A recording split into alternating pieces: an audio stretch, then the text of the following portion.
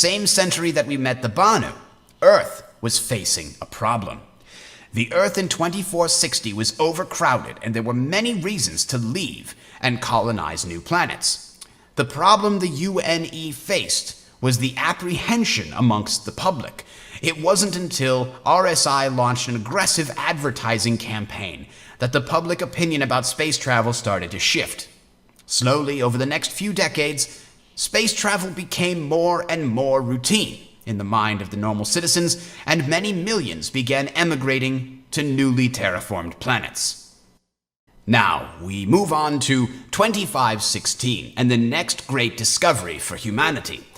We had expanded into 12 systems, and even though we had comm relays and jump technology, Earth was starting to feel pretty far away for the people that were on the fringe of human space. Just at this time, a new planet was discovered that was remarkably similar to the Earth. It had a natural oxygen-nitrogen environment with vast oceans, indigenous vegetation, and temperate climates. This planet is still known today as the most naturally Earth-like planet ever colonized, and it was named Terra in honor of that similarity. Terra was unique not only for its extreme similarity to Earth, but also due to its system's abundance of jump points. 6 jump points were immediately discovered in the system, and it was quickly settled and utilized as a forward base of operations for future human expansion. Earth would supply and expand the borders in one direction, while Terra supplied and expanded the borders in the other side of the known galaxy. Fast forward a few years after Terra is colonized. At this point, it's been over 300 years since humans started colonizing planets outside our own solar system. Over 70% of the total human population now lives somewhere other than Earth. The government at the time, the United Nations of Earth, only granted representation to the nations that existed on Earth. Planets other than Earth didn't get a say in the UNE. The people at this time are clamoring for representation as law after law get put into effect which favor Earth and Sol over all other systems. This is one of those points in time where change is happening. The UNE has a choice. They can ride the change or resist it. Most experts agree that if the UNE had resisted this change, it would have shattered the united front that humanity had maintained. Luckily for all of us, the leaders of the UNE at this time chose the wiser course. In 2523, the government was radically redesigned to include representation from all human worlds. This redesigned government was called the United Planets of Earth. Now, even though historians all agree that this was the wisest course, it didn't suffer from a lack of criticism at the time. The new governmental system created a tribunal as the head of government. The High Secretary would oversee the legislative branch and deal with the infrastructure between planets.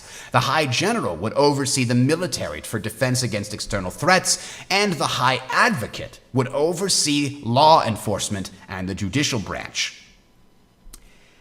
Some thought that this put far too much power into the hands of far too few people. It is very similar to the system that we have today, without the imperator as the head of the tribunal, of course. But we're getting ahead of ourselves. The next major milestone for humanity took place in 2530.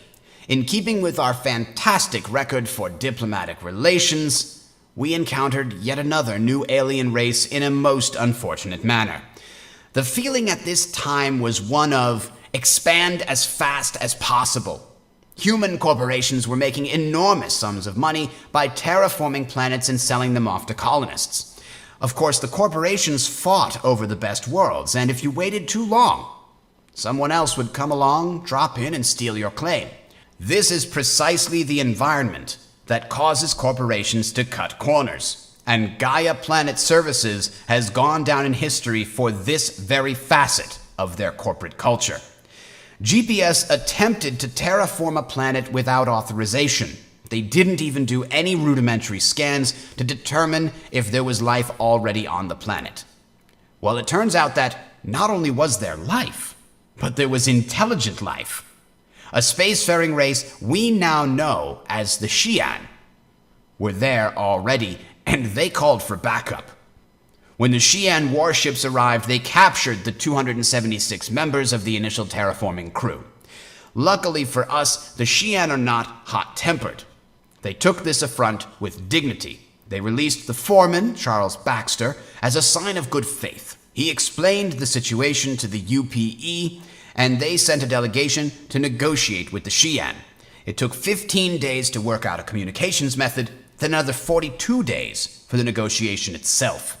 Finally, the other hostages were released, and war was avoided. But relations with the Xi'an would be tense for a long time to come. The Xi'an are one of the more mysterious races that we've had contact with. They have always been very distant and concerned about us, and we about them. Unlike the Banu, they were not forthcoming about trade or technology and have maintained a guarded diplomatic relationship with us.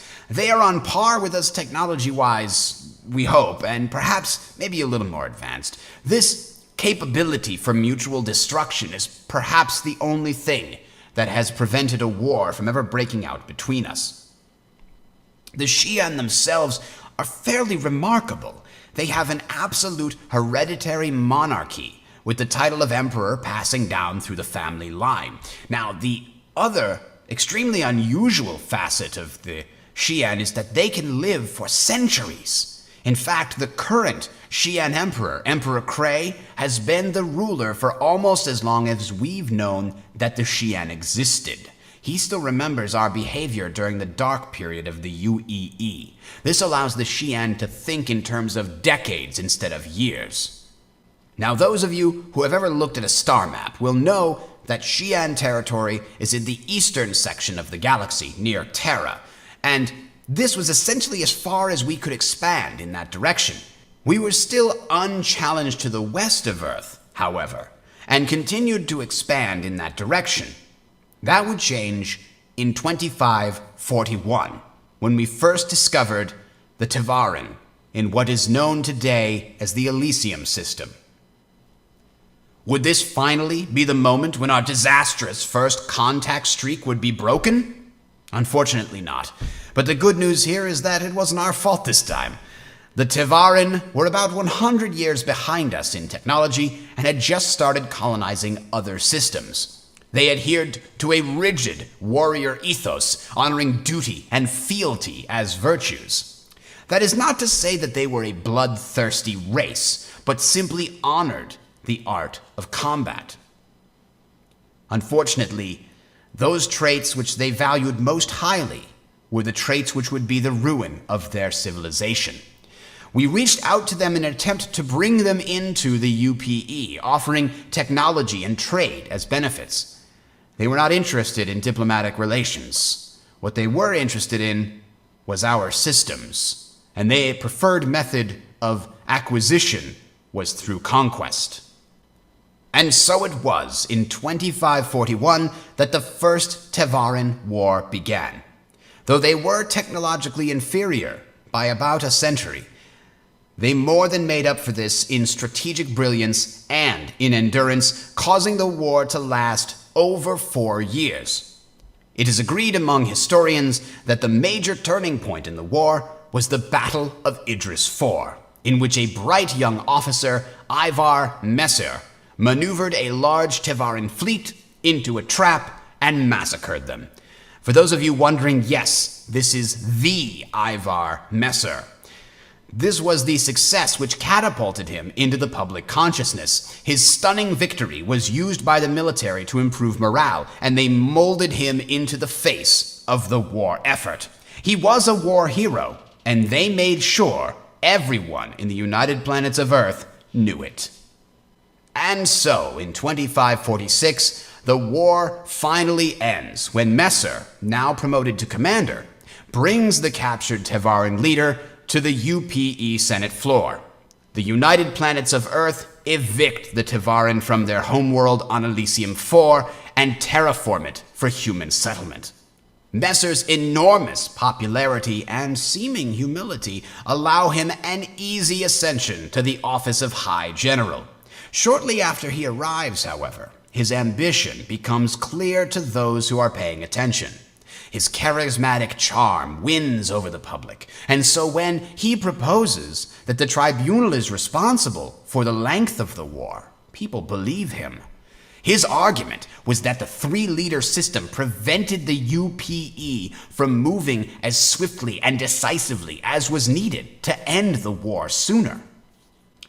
And so Messer proposed the creation of a prime citizen in charge of the UPE who would be advised by the tribunal.